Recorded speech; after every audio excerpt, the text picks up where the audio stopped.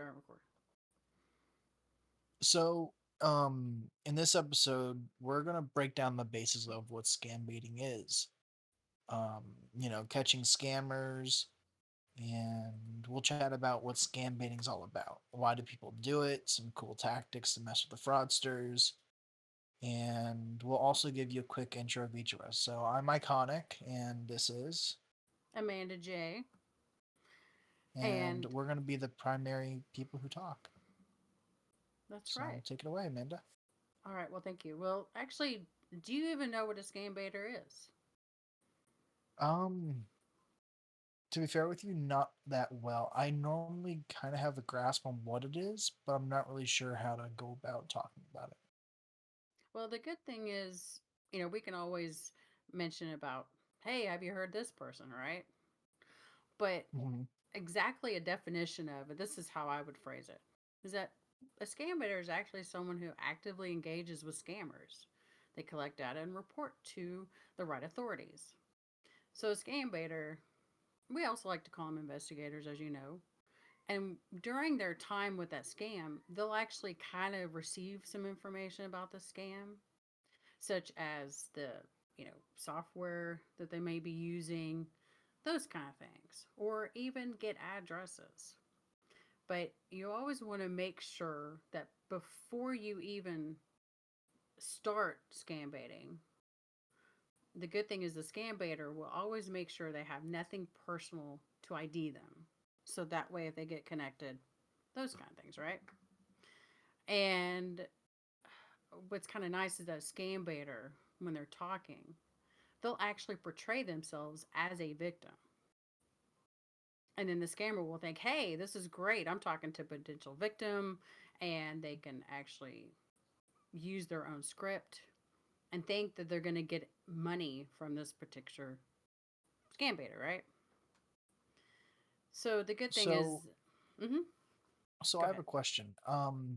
What what kind of scammers are we talking about?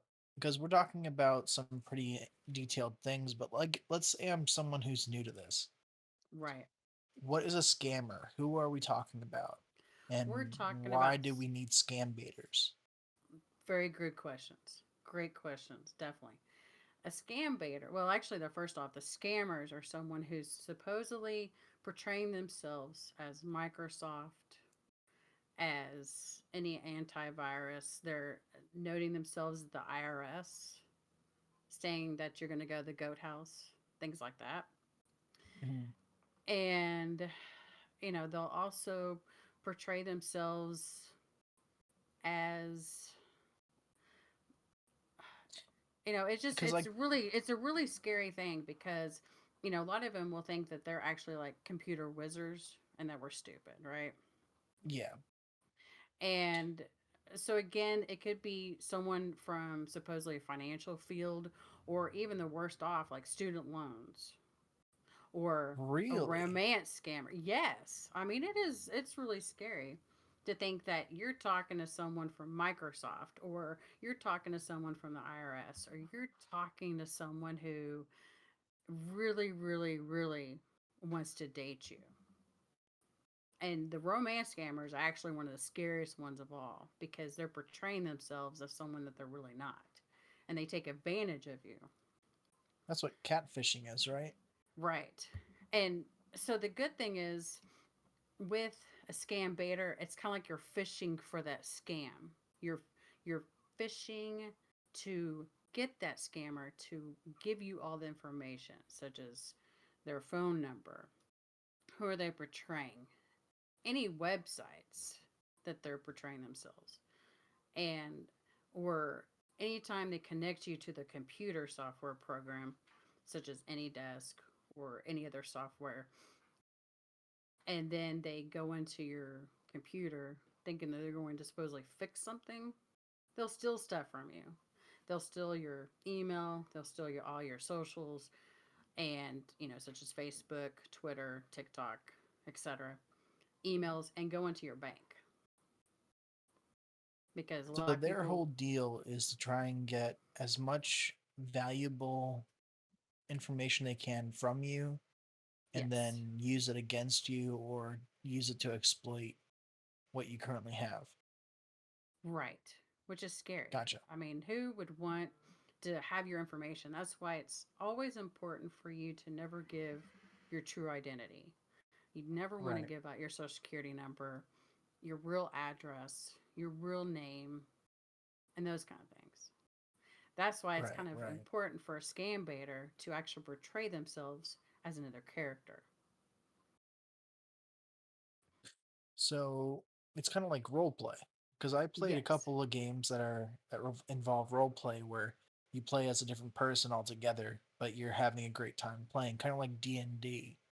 So is that Yes. kind of what Which this my is talking daughter about? loves. It's like you're so this is kind of like that in that realm. You're creating a fake character and you have no real information about yourself and you talk to these people who want to take that information from you. And it's up to you to determine what you give them, right? Right. Gotcha. And that's Okay. why it's important.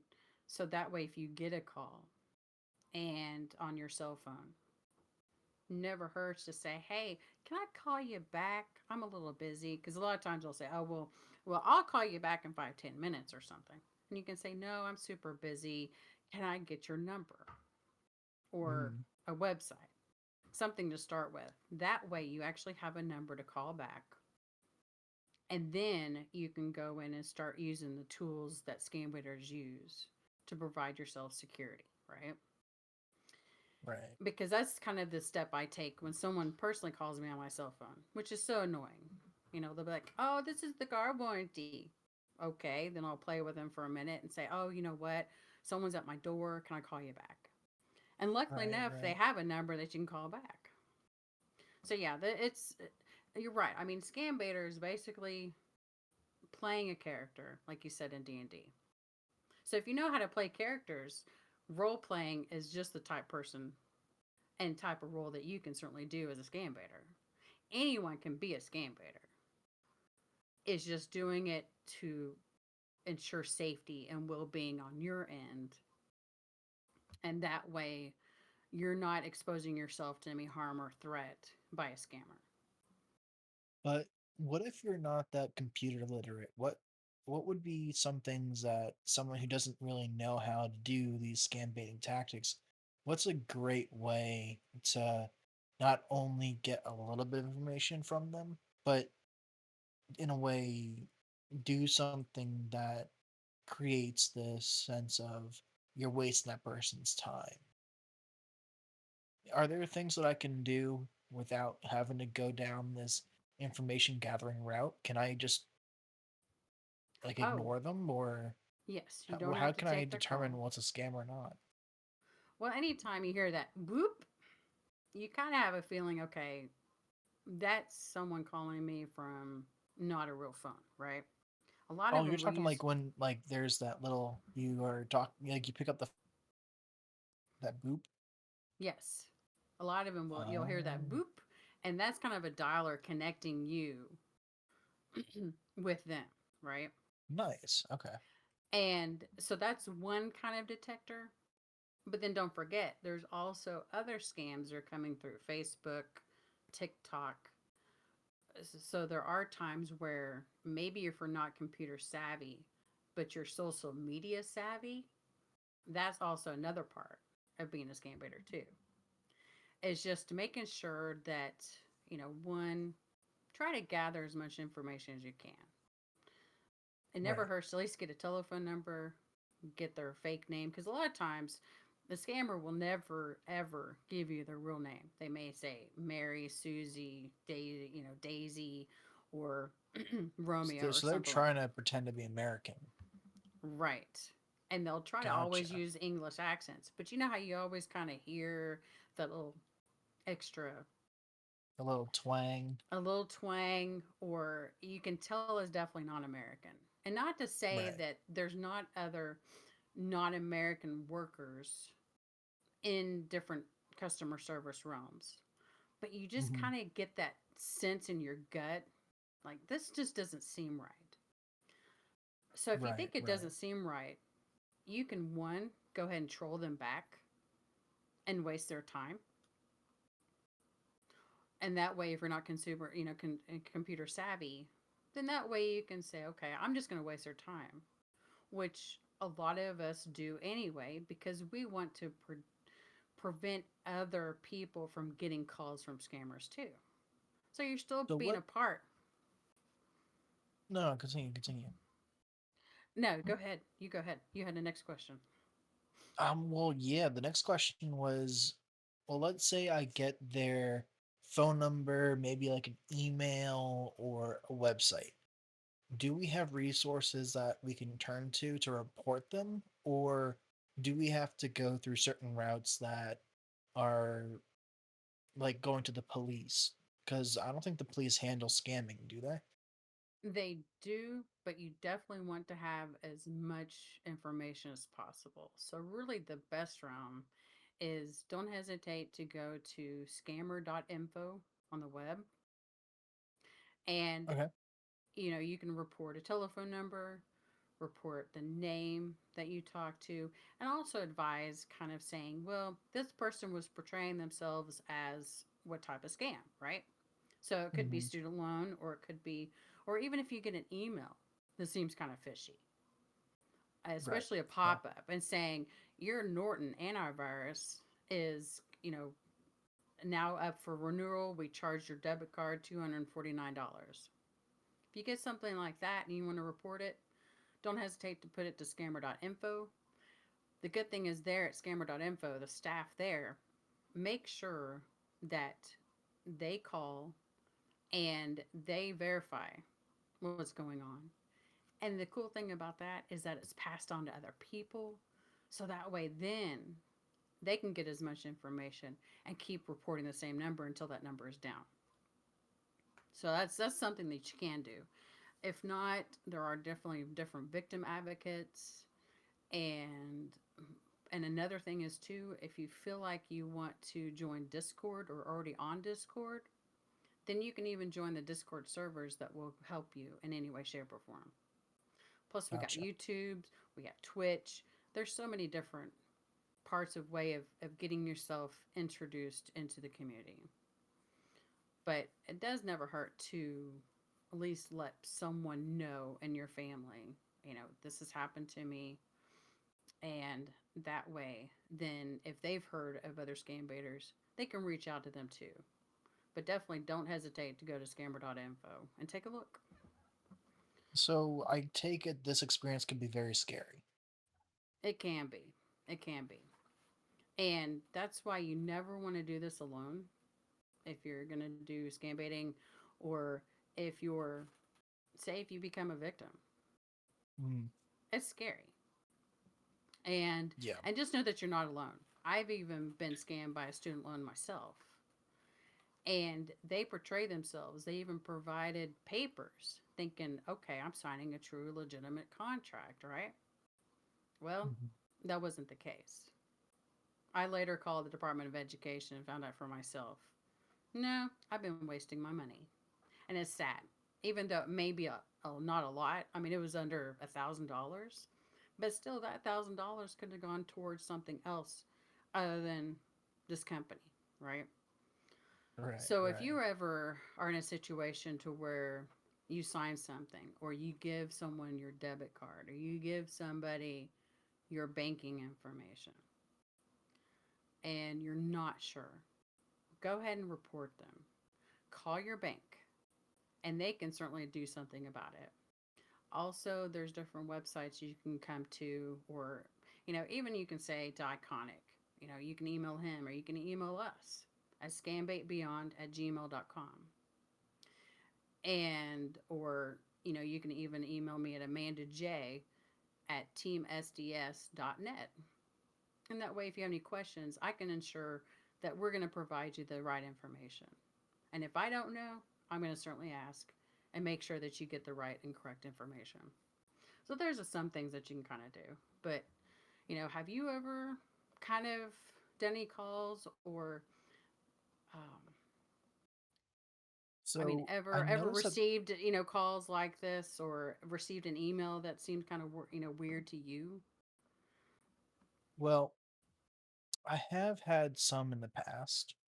I actually had to change my number because I was getting so many.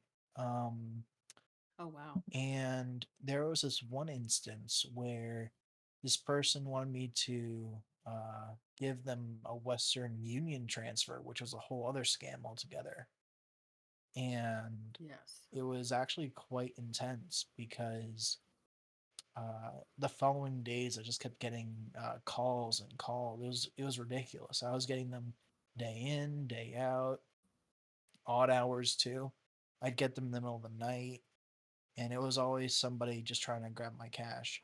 And it got so bad that I was at the point of getting to the CVS or my pharmacy's Western Union computer, and I was about to plug it in, but I was smart enough to click no, and the cashier denied my transaction, which I thought was very cool. That is cool. So But they must have been aware of scams that are going out there, right? yeah, they are. Cuz That's good. on these devices, they have this little icon that says, "Are you currently on the phone with somebody wanting you to telephone Western Union transfers?" or something of that nature, right? That's a great And question. yeah, and so I clicked yes on that, and then it said, "Okay, go see the cashier." And then you go to the cashier, and then they'll be like, "Okay, so looks like you're trying to do Western Union," and they're very good about this too, because they get this like warning sign Hmm. on their device, their point of sale or POS system. That's not friendly term. um, Basically at the cashier's desk. Yeah, no, I agree. It's almost saying like something else, but we know the meaning. It's definitely point of Yeah. sale. But and that's what I think is great when they can tell.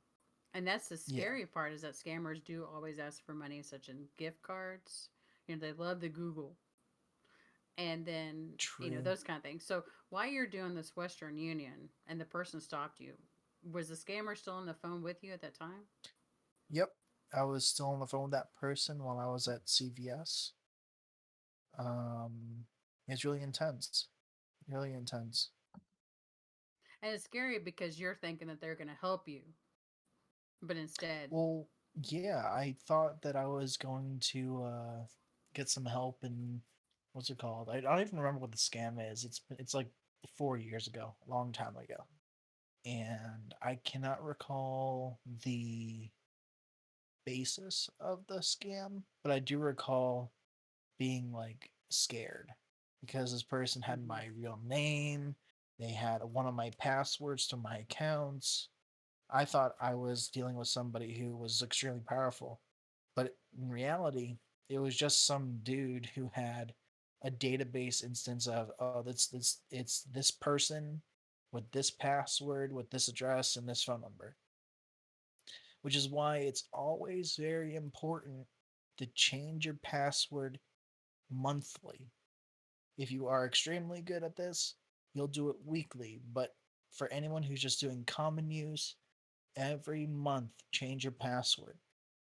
This Actually, way, yeah. it removes the amount of ability from their part, because then you can figure out what time that person took your password. That's actually a And really, really good idea. And because I know when I was working that each month we would have to change the password. And yeah, that's a very good tool. Also, a lot of people now are doing F2F, and that way it's the fact two factor, and that way then oh, you get it. 2FA. Or 2FA. I am so sorry. Why am I saying I'm saying that wrong? Thank you for clarifying it. Yes, 2FA, because it's important, because that way then not only are you ensuring it's password protected, but then you also have a code that's given to you provided by a special app that you choose. And Correct. so those are definitely great tools. And that way, when someone says, "Oh, I got your password," you can be like, no, that's an old one." So you're good. But it's still scary at the time. You're right. And I mean, I should have saw it coming because I was definitely not that careful with my information, but it did for a while freak me out And what I did though, I remember before that instance, I used to make fun of scammers. Um, I used to waste their time, which was a common thing people do nowadays. Is whenever they get a spam call, they either answer it saying something really like messed up or funny, Right. saying they're a hotline for something promiscuous, something crazy, Yes, or and they Pizza waste Hut, the scammer's Mazio's. time. Yes. And the good thing is, back in the day with the telemarketers and Hmm. how they would call you, luckily enough, my parents had a system to where they didn't go by their first names, they went by their middle names. So anytime that the person would say Walter, my mom knew automatically, one, this person doesn't know who he is, and two, second of all, now it's my time to really gear up my game. And a Yeah, lot of times when she would talk to him for like 30 minutes to an hour, and then the one call that I thought was really funny, when the person asked for Walter, she then stated, "Oh, good. Once you find him, let me know because I'm trying to find him myself." And trying to scare him off. And so again, that's a good thing is that yes, you can definitely waste their time, or say they're wanting you to log in their computer. Oh, okay, I can do that. Oh, darn it, I got this blue screen. I can't get into my computer. I mean, there's so many different steps that you can take, but it's just unfortunately we end up in these kind of situations where we almost either potentially get scammed or get scammed to really finally notice what are scam baiters actually here for. And the good thing is now other people and places are understanding that we have a problem here. There's so much money being taken away from Americans and other people in all different countries, and it's sad. And a lot of it is coming either from Nigeria or India or so many different other places, but they have a target, and they want to target people who are either young young or especially the senior citizens, and right. that's the scary part. So really, I think that's important is understanding, that scam baiters are out there trying to do for the good of people, and making sure that other people aren't getting harmed or damaged. Because the scary thing is we know what scammers effects are.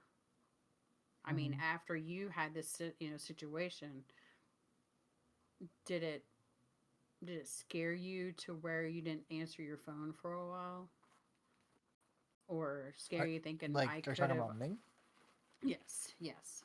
Well, for me, when I had that happen, the scammer wanted $500 or something of that nature, and I that maxed out my ATM access anyway. And what happened was the following days, I felt like I couldn't turn to anybody for any actual purpose because when I was getting scammed, I was getting like talked out of $500, which is a lot of money, especially overseas. When you send that to India, I think Mm-hmm. $500 is like a couple thousand for them at least. And when you go ahead and you're thinking to yourself, "Oh my God, I'm gonna have to give this person my money," otherwise, because I'm not certain what kind of scam that person was doing, but it was definitely like a blackmail kind of deal, um, where they say we have compromising photos of yourself that we have access to, and we're going to send them out to people. Um, that was the one that I had to deal with. Oh wow, that is scary. And It that's the is. main thing is they want to actually scare you half to death. So they want to give you that fear that if you don't do this, then some harm's going to be done. Hmm. And they'll keep calling and calling and calling. So the good thing is that there's definitely good resources out there for you to look into, and Yeah. understanding what time the scams are there. And I'm so sorry that you had to go through this years ago, and Yeah. just know that you're definitely not alone. But I'm thankful that they did not take your money in the end, correct? After all, They did not. They thank did not goodness. actually. Thank goodness. So it was good that not only did that software program for Western Union say, "Are you talking to somebody?" but then also having the salesperson also help you. And that's what I really Right. like now is that, say if you're hearing somebody on the phone and you're at CVS, because they'll either have you go to CVS, Walgreens, those kind of places, and if you hear somebody, you can actually try to prevent, because there's actually a police officer who overheard someone on their phone while they were doing a stop, and they heard them talking to a scammer. And luckily enough, that police officer knew exactly what was going on. So he got on the phone and prevented that person getting stopped and doing damage to them financially. So I thought that was great. Or I love it when they Nice. call the Nice. police, the police office, and talk to other people. So it's, that's a good thing is about with YouTube. So many people are putting it up there and really being able to tell their story.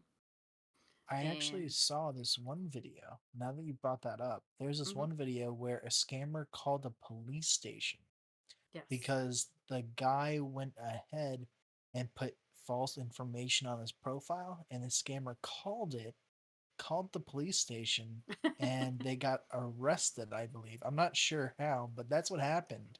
And nice, they took all the information, and at the end of the day, the person in the video was like, "Hey, this is a great way to train for cyber crimes," and that's what this is actually. It's cybercrime. right. I mean, there's just so many scammers, different types of scams, and that's why it's good to kind of do a little homework.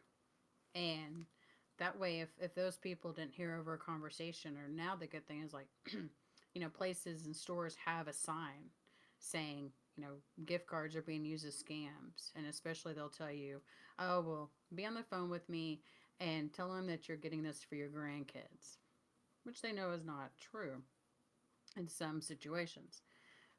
And so, yeah, definitely, I think it's good for us to Google or go to YouTube and check out different scambaiters. And we have quite a few who are out there.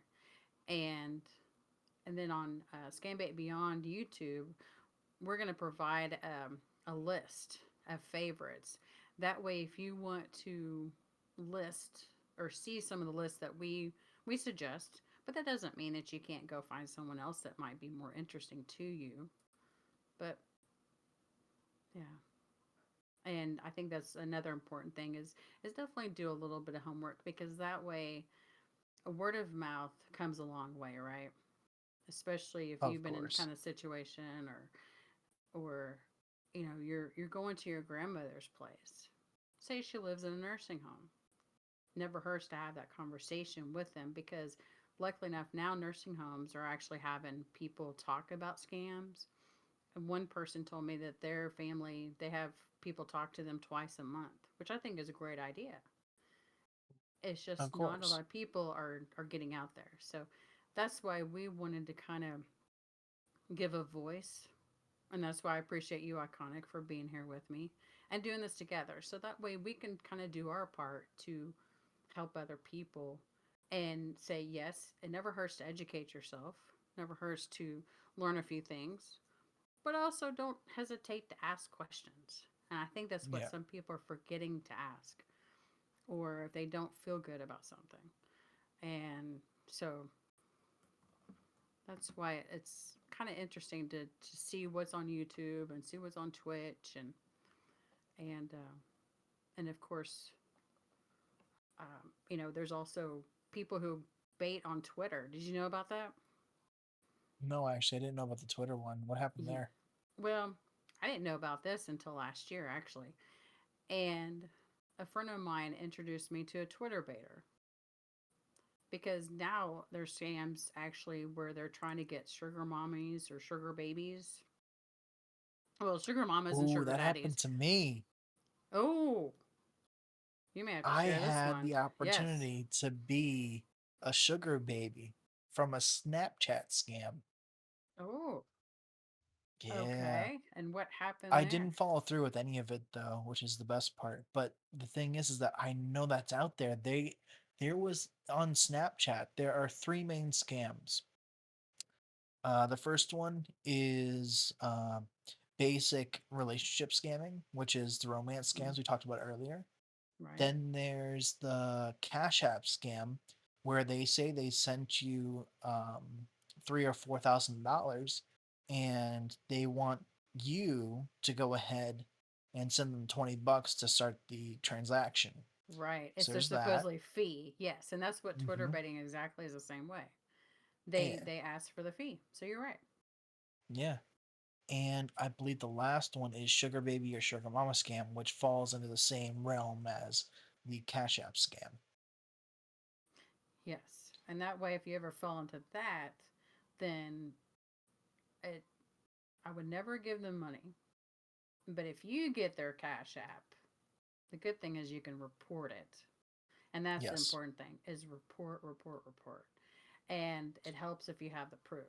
And so when this happened to you, did were you able to get any of their cash apps, or was this just you already knew what was going on, so you just kind of stopped the conversation there? Oh, I just report and block. Okay, good for you.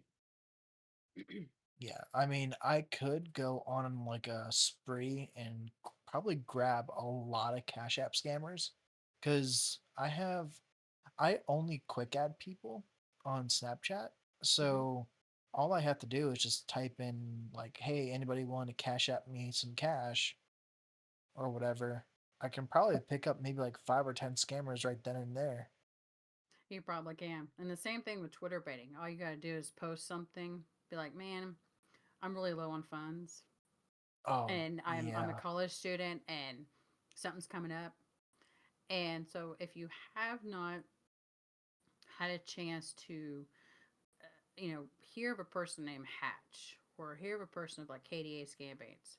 They're the ones. Hatch has been doing the Twitter baiting for a long time, and now has actually branched off to other scams. That way, he's But actually we'll not talk only about just these doing the people Twitter. soon, right? Oh, We'll definitely, talk we're about, going to talk.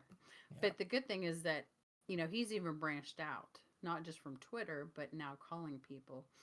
And so that's the good thing is that you can kind of start in some kind of aspect of like the scam baiting and then change into another ways. But again, the main thing is in this section is just understanding that yes, there's scams out there. What types of different scams? We kind of talked about that. And then also, if you have a gut feeling this isn't right, then report that information.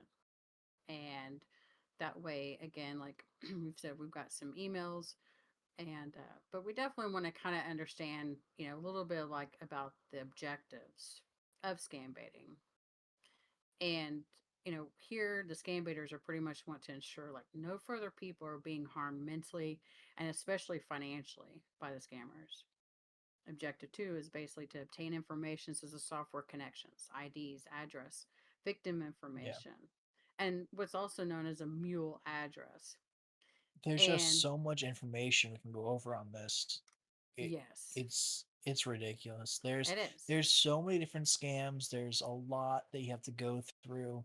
Some people even advertise their scams using advertisements on Google, and Yes.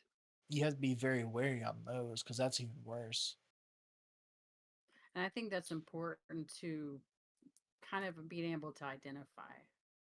And especially Hmm. if you're looking for romance, so I know some people go to Tinder or Oh, go I hate use like Tinder. a phone app or something. And now these days it's scary because you never know who you might be talking to. Now, Yep. luckily enough on the phone you can kind of tell, but when it comes to texting someone, that's a little bit more difficult. But the good thing is always look at the English. Look at the way they're texting or the way their writing style is. And you can kind of get an idea of, okay, is this person real or not? Well, And there's also that whole deal of being cordial. I mean, we all know that, like, people in America, we know that anybody who is polite will they're and polite, speak proper English. Um, that's normally a good sign that it's a good indicator that that's fine, but it's not always the case. You can't.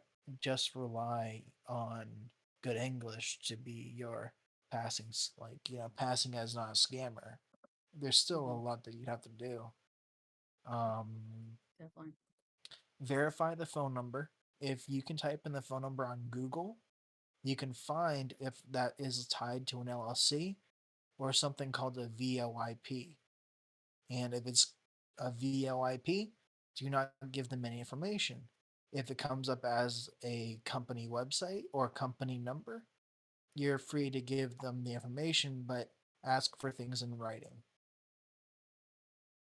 Yes. Those are definitely true points to do and But yeah. very important. Yes. Because you're right. I mean, there's some people that may not have a good writing style.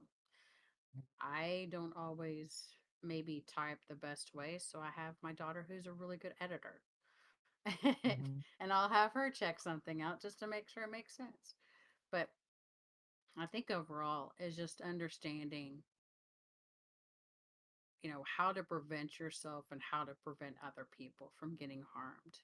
And Right. another good thing is if you have someone that is in the nursing home or someone who's living by themselves, don't hesitate to actually become a representative payee for that person.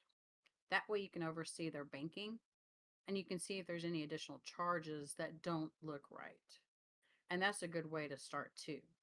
And that way, then you can ensure that their banking information is not being shared and to make sure that they're not spending any money towards something that will get them harmed or because especially like the PCH scammers, that's another one that we haven't touched on yet. And the PCH will always PCH say stands for what? Publishers Clearinghouse. Ooh, nasty. Yes. And they're nasty. And that way, if you do give them your address, don't give them your real one because a lot of them will come to your home. Yep, that does sound like a really nasty one. Um, let's see. I think we covered a lot of these scams that are out there. There's so many, but we'll be sure to count There. on them later down the road. Oh, definitely. I mean, Um, this is not the only one we're going to be doing. And that way, too, if any other people have any suggestions, they're more than welcome to contact us. But otherwise, we I do think have a good idea of the momentum that we want to go. And definitely just try to help educate other people. And that's why I'm glad that Iconic you're doing this with me. And I do agree. I think we've touched base on a lot of different things for now, but the we'll be importance, making episodes that cover them more in depth and probably a little bit more friendly. This is a lot of information to take in anyway. But right? regardless, it's definitely going to be expanded upon in a lot more simpler format in later episodes. I think the next one that we're doing is scam baiting. What is it? We're doing scam baiting. It's Oh, notable, success stories. yes. And that will be definitely a very interesting one. And but the Yeah. main thing is just if you ever get a call and you either want to tour them, waste their time, that's great. Or if you actually want to get involved in scam baiting, then don't hesitate to go to scammer.info or, you know, or just reach out to other people or go to fake name generator or fake address generator and use those tools so that way you're not providing them any true identification to yourself. Right. So we just want to make sure that you're safe and healthy and that you get a chance to understand what scam baiting is all about, what different types of scams there are, and that there are a lot of people who are involved in this. So we definitely appreciate your time and we look forward to having you join us in the next episode. So everyone take care and be safe, be healthy, and we'll see you next time. Later. Bye bye.